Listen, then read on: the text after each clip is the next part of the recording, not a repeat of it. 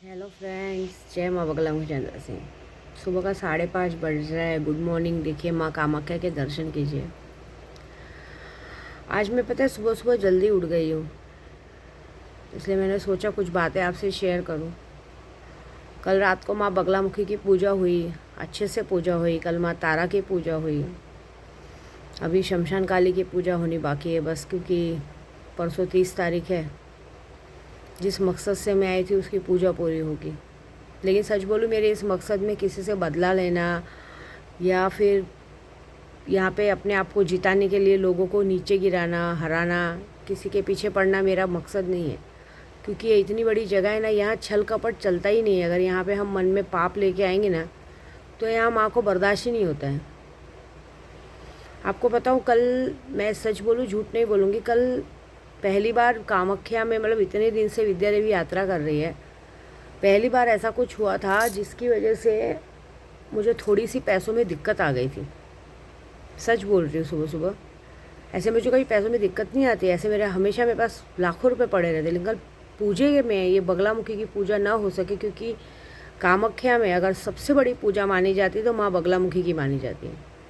क्योंकि कामाख्या में अगर आपने बगलामुखी का पूजा कर लिया तो समझ लो कि, कहते ना, ओम ह्लीम बगलामुखे सर्वदुष्टानम वाचम मुखम पदम जिह्वा केलम बुद्धिनाशैलम सवा। मतलब माँ फिर उसे कहीं का नहीं छोड़ती। 36 अक्षरों का मंत्र है और 36 दिनों में वो इन शत्रुओं का बल को नाश कर देती है, उसकी बुद्धि विनाश कर देती है, उसको कहीं का नहीं छोड़ती है।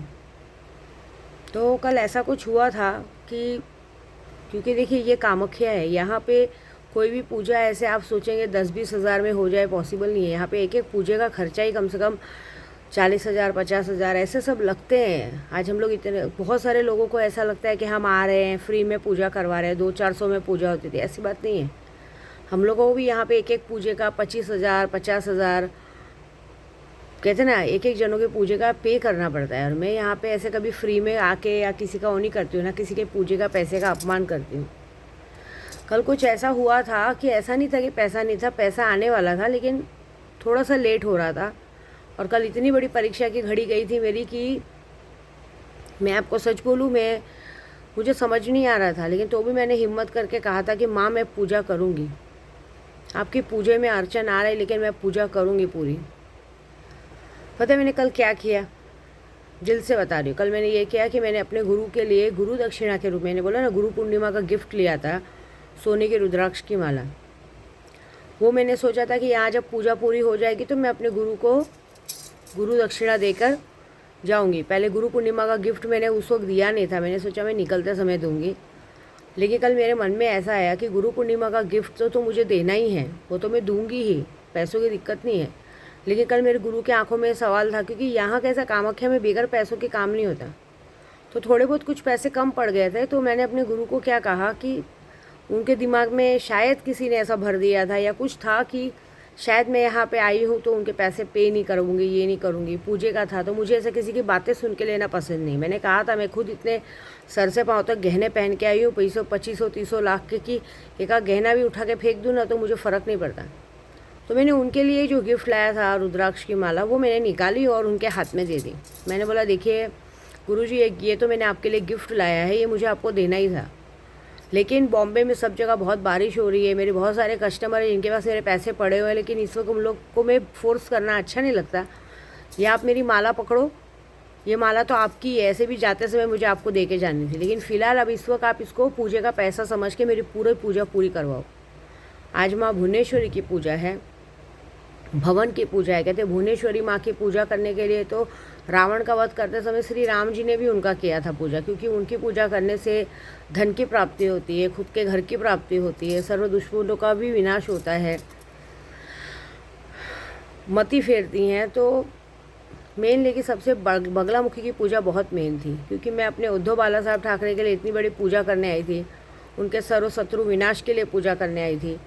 तो ऐसे पूजे में अड़चन आए तो अच्छी बात नहीं। मैंने अपने गुरु को कहा था, पूजा पूरी करवाइए, पूजा पूरी होने तक मैं आपको पैसे दूंगी। लेकिन रोकने वालों ने रास्ता बहुत रोका। मैंने कुछ नहीं किया। जैसे ही मेरा हवन अवन पूरा हुआ, मैंने अपने गुरु के हाथ में वो माला निकाल के दे दी। मैंने बोला, ये माला तो आपकी है, ऐसे भी जाते समय ये माला मैं आपको गिफ्ट करने वाली थी, लेकिन फ़िलहाल अभी इसे आप पूजे का पैसा समझिए, मेरे पास तो कल सुबह तक पैसे आ जाएंगे, मैं सुबह पैसे आपको भेज दूँगी। उसके बाद भी आप ये माला खुद रखिए, क्योंकि ये माला मैंने आपके लिए ही रही थी गुरु पूर्णिमा का गिफ्ट समझ के, लेकिन अभी फ़िलहाल आप इसे पैसे समझ के रखिए। तो उन्होंने बोला कोई बात नहीं। वो भी शायद मेरी परीक्षा ले रहे होंगे।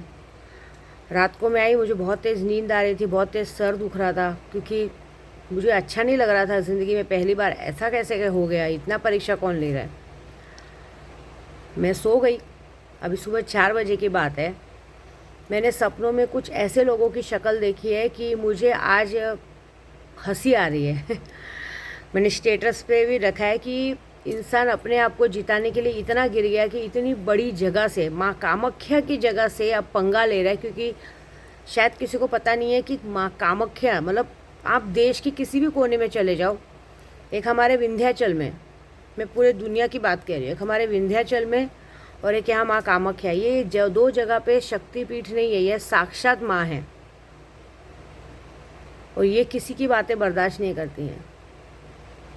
कल माँ बगलामुखी, मैं आपको सच बोलूँ, माँ ने मुझे साक्षात्कार एक औरत बुढ़ी के रूप में दर्शन दिया, और उन्होंने मुझे ऐसे लोगों की शक्ल दिखाई कि ये लोग नहीं चाहते थे कि मैं यहाँ की पूजा पूरी करूँ, और ये नहीं चाहते थे, ये चाहते थे कि मैं जिस तरह से कामाख्या आई हूँ उसी तरह से कामाख्या से मैं सीधे चली जाऊँ और कोई पूजा पूरी नहीं कर पाऊँ।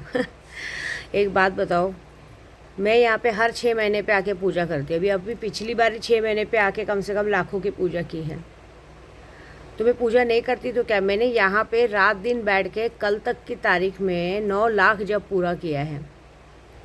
मंदिर के बाजू में बैठ के जप करना ही अपने आप में बहुत बड़ी पूजा हो गई। ये तो हवन और ये सब तो एक कहते हैं ना, माता को पूरी पूर्णावती दी जाती है। लेकिन मैंने अपनी माँ बगलामुखी का लाख जप पूरा किया था, और मैंने माँ को यही कहा था, माँ अगर मैंने सच्चे दिल से लाख जप पूरा किया तो पूजा पूरी कराना। इसके लिए मैंने पहले ही सोच के रखा था कि ऐसा कुछ होगा तो मैं, भले मेरे को सामान देना पड़ जाएगा चलेगा, लेकिन ये चीज़ें नहीं होनी चाहिए। क्योंकि मुझे चीज़ों की कमी नहीं है, मुझे पैसों की कमी नहीं है। लेकिन फ़िलहाल बात ये थी कि कल ऐसी अड़चन आई थी, चारों तरफ बारिश थी, और जिन लोगों के पास मेरे पूजे के पैसे बाकी थे, किसी के पास 2 लाख 5 लाख बाकी है, सब ने बोला था माँ बस एक दिन रुके, हम कल सुबह आपको फटाफट भिजवा देंगे, फिर अभी इस वक्त नहीं कर सकते। यानी कोई बात नहीं।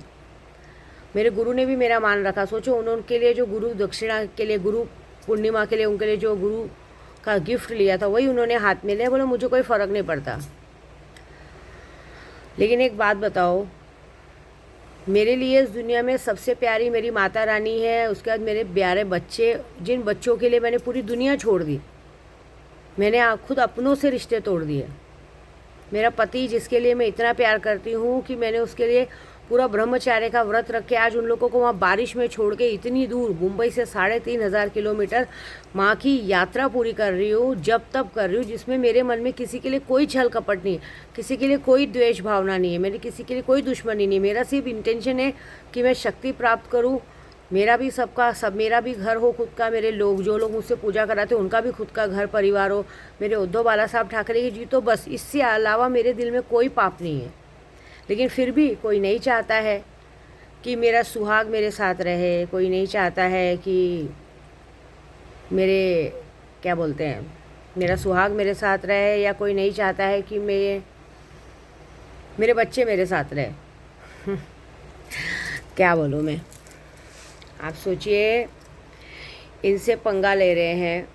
पता है माँ ने क्या कहा सपने में आके? माँ ने कहा कि जिस तरह से लोग तेरे सुहाग के पीछे पड़े हैं, आने वाले 36 दिनों में वो अपने माथे पे कुंकू नहीं लगा पाएंगे। ये वादा है। अगर ऐसा नहीं हुआ तो दोबारा कभी तू कामाख्या की चौखट मत चढ़ना, कभी कामाख्या की सीढ़ियों पे पैर मत रखना। और दूसरा, मेरे बच्चों तक जिस तरह से आए हैं, मेरे बच्चों ने किसी का क्या बिगाड़ा है बताओ? लड़ाई लड़नी है तो मैदान में उतरो, मुझसे लड़ो। हाँ, तो उन्होंने कहा है कि सिर्फ सज़ा उसे नहीं मिलेगी कि जो तेरे साथ इस तरह से तंत्र मंत्र और इतने नीचे गिर के डायरेक्टली माँ कामाख्या से पंगा ले रहे हैं। कामाख्या पूरे विश्व में प्रसिद्ध है कि यहाँ पे किसी की कालाकांडी नहीं चलती है। आप एक बार अमृतवाणी सुनिए।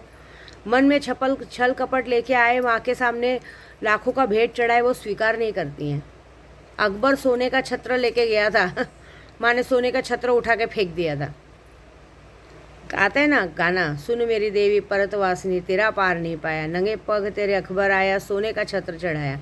अरे मेरी ज्वाला माँ ने वो सोने का छत्र उठा के फेंक दिया था। क्या तुम अपनी औकात दिखाते हो माँ के सामने? पैसों की औकात दिखाते हो? मुझे पता है कुछ लोगों को बातें हर्ट होती है, ईगो हर्ट होता है। ऐसा नहीं करना चाहिए। आपका ईगो, किसी का भी ईगो हर्ट होता है, अपने तक रखिए ना। हम अपनी मेहनत का कर रहे हैं, हम अपनी मेहनत से कमा खा रहे हैं, किसी का छीनने नहीं आ रहे। कोई नहीं। मेरी माँ बगलामुखी ने, मेरी माँ कामाख्या ने, देखो जिसकी तस्वीर दिखा रही हूँ, देखो आपको लग रहा होगा, देखो सुबह सुबह सारे लोग सुबह 4 बजे से लाइन में लग चुके हैं, दिख रहे हैं आपको? पूरी दुनिया जाग चुकी है।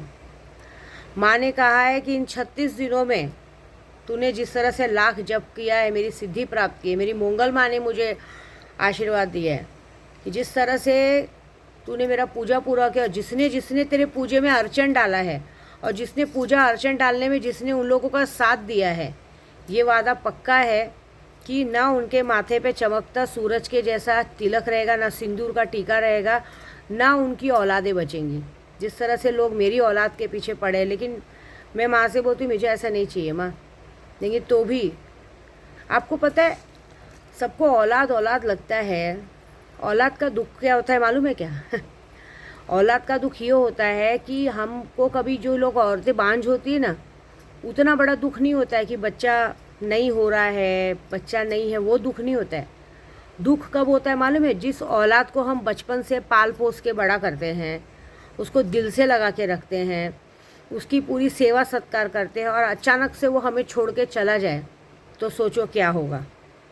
मतलब ज़िंदगी मरने से भी बेकार हो जाएगी। ये बर्दाश्त से बाहर हो जाएगा कि हमने जिस औलाद को पाल पोस के इतना बड़ा किया, और उसके बाद वो जो हमेशा हमको जिसके लिए हम जीते हैं, मरते हैं, जिसके लिए हम कमाते हैं, वो अगर हमारे हाथ से चला जाए तो कैसा होगा। देखिए मेरे लिए भी यही दुख है कि मैं इतनी दूर यात्रा पे आई हूँ, मैं अपने बच्चों के लिए आई हूँ। मैं चाहती हूँ कि जितनी उम्र मेरी बच्ची है, मैं अपने बच्चों को कमा खिला के, मेरे तीनों चारों, मेरे पेट, देखो मेरे पेट में जो पल रहा है मेरा बच्चा है ना, वो अभी तक आया नहीं है। लेकिन जब भी मैंने कभी कभी सोचती हूँ ना कि शायद मेरे पेट में बच्चा नहीं है, जाने दो, तो मान भी रात को वो हलचल करके मुझे कहता है माँ मैं हूँ, मैं आऊँगा, तू टेंशन मत ले। तो मुझे ना कभी कभी रोना आता है कि एक औलाद जो मेरी पेट में है, उसने कभी किसी का कुछ नहीं बिगाड़ा है, तो भी सब उसके पीछे पड़े हैं। 3 औलादें मेरे घर पे हैं जो इतने अच्छे बच्चे हैं कि वो अपने खाने कमाने में रहते हैं, मतलब अपनी पढ़ाई में ध्यान देते हैं। आज की तारीख में कलयुगी बच्चों से बहुत अच्छे बच्चे हैं। मेरा हनी दिन भर घर में रहता है, वो आज के लड़कों के जैसा कुछ भी बाहर घूमना, मस्ती करना उसे नहीं आता है। मेरी दोनों बेटियां कैसी भी घर में रहना पसंद करती, घर में खा पी के अपना रहना, माँ से झगड़ा करना। उनकी माँ उन तीनों बच्चों को छोड़ के पूरी दुनिया, पूरे यूट्यूब के बच्चों के लिए, अपने उद्धव बाला साहब ठाकरे के लिए अगर इधर सिद्धि प्राप्त करने आई है, किसी का बुरा नहीं सोच रही है, तो ऐसा नहीं लगता है कि वो लोग मेरे साथ और मेरे बच्चों के साथ गलत कर रहे हैं? और कभी ये डर नहीं लगता है कि अगर भगवान ने उनके बच्चे छीन लिए तो? मैं जो गलत लोगों का साथ देते ना, मैं उनको एक सवाल करना चाहती हूँ। एक बात बताओ, आप लोगों ने अपना ईमान धर्म इतना बेच दिया है क्या?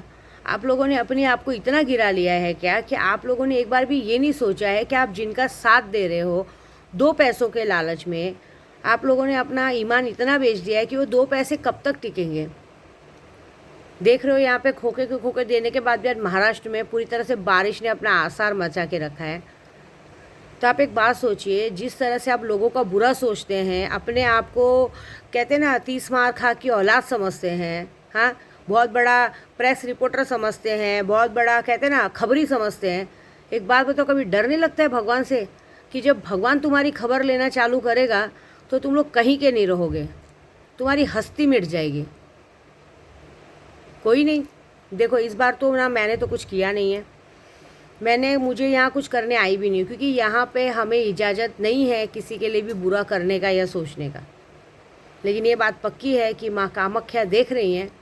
इन्होंने मुझे आज सुबह सुबह 4 बजे जब से बोला है, तब से मैं अभी तक उठ के बैठी हूँ, मेरे को नींद नहीं आ रही है, मन में दुख हुआ है। तो माँ ने यही कहा है कि तू चिंता मत कर, जिस तरह से ये तेरे पूजा पाठ में अर्चन डाल रहे हैं, तो आजीवन वो लोग ना कभी कमाई से खुश रहेंगे, ना कभी बीमारी से खुश रहेंगे।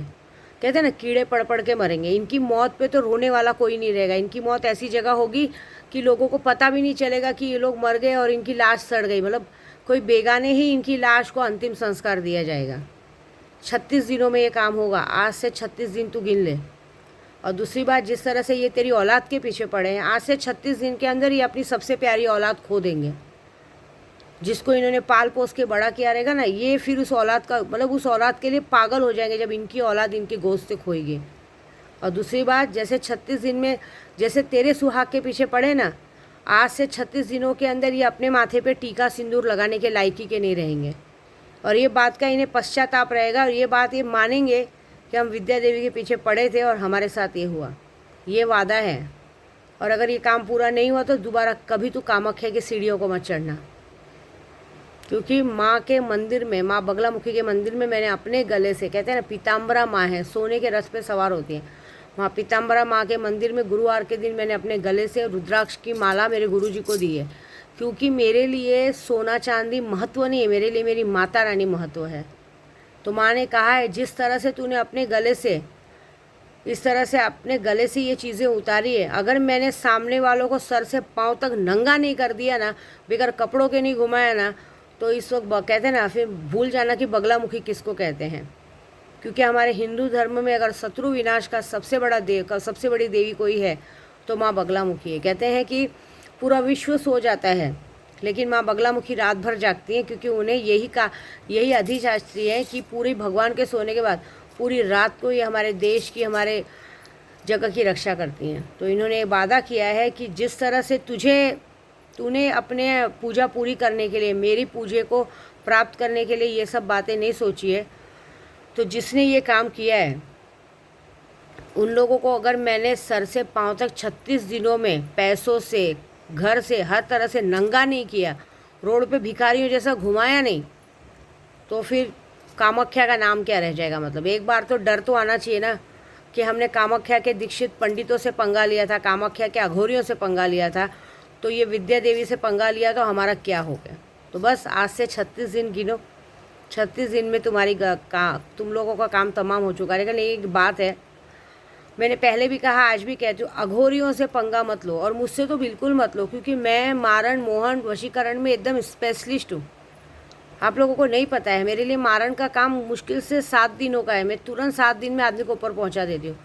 अभी आप सोचते होंगे मेरे कितने दुश्मन जिंदा बचे हैं, उन लोगों को जीते जी मैंने मार दिया है। आज की तारीख में वो जीते जी ना खाने के लायक है ना पीने के लायक है, 24 घंटे सिर्फ दवा लेते हैं, बैठे रहते हैं। क्योंकि एक बार में ऊपर पहुंचा देना तो उनको मुक्ति मिल गई ना, उनको मुक्ति नहीं देनी है, इस जगह पे बैठा के उनको सड़ा के मारना है, मेरा मतलब वो है। तो 50 बार बोलने के बाद भी समझ में नहीं आता है। तो चलो देखो, अब जब पंगा लिया है तो भोगो, क्या कर सकते हैं। क्योंकि अब मैं तो कुछ कर नहीं रही हूँ, मैं तो यहाँ अपने सिद्धि प्राप्त करने के लिए आई हूँ। लेकिन जो अभी लोगों ने गलती की है, मैं तो सबसे पहले माँ यही बोलूँगी कि ये जो लोग गलत करते हैं ना, उनको सज़ा भले बाद में देना, लेकिन जो गलत का साथ देते हैं ना, उनको तिल के कीड़े पड़ाना। मतलब उनकी जो अंदर की गांड की चर्बी है ना, वो पूरी बाहर निकालना। कि इन लोगों के अंदर एक घमंड है कि ये लोग बेशरम होते हैं, इन लोगों को कोई फ़र्क नहीं पड़ता। इनको ऐसा है कि जो होएगा देखा जाएगा। ये लोग आगे का नहीं सोचते, ये लोग अभी का सोचते हैं। आगे का पता नहीं है कि इनको सड़ के मरना है, गल के मरना है, नहीं। सबसे पहले इनको माँ सज़ा देना। अगर मैं सच्चे मन से, पूरे दिल से, पूरी मन से अगर मैंने इस कामाख्या मंदिर में पैर रखा है और इस वक्त तेरे सामने अगर ये बात बोली और तूने मुझे सपने में आके जिस तरह से जिनकी शक्लें दिखाई हैं, माँ उनको कहीं का मत छोड़ना। मैं इतना ही बोलूँगी। उनको इस बात की सज़ा तो देना कि कामाख्या में कहते हैं ना, गलती की माफ़ी नहीं है, सज़ा देनी है तो देनी है। इतना सज़ा माँ देना आप, बस इतना मैं चाहती हूँ। जय माता दी।